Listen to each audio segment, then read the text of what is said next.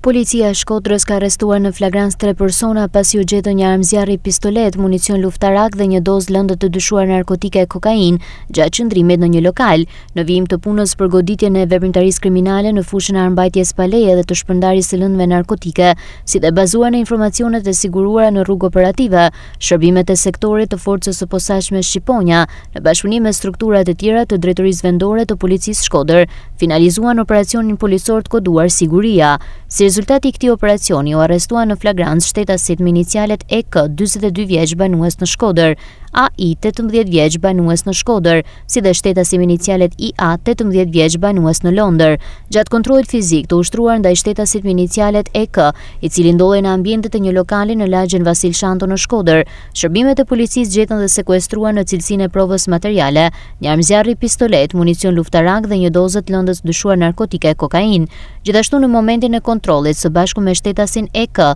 ndodheshin shtetasit AI dhe IA, të cilët u arrestuan në flagrancë për veprën penale moskazimi krimit. Gjithashtu gjatë kontrollit fizik ndaj shtetasit AI u gjetë dhe u sekuestruar një cigare me lëndë të dyshuar narkotike kanabis sativa. Materialet procedurale ju referuan prokurorisë pranë gjykatës së shkallës së parë të jurisdiksionit përgjithshëm Shkodër për veprime të mëtejshme.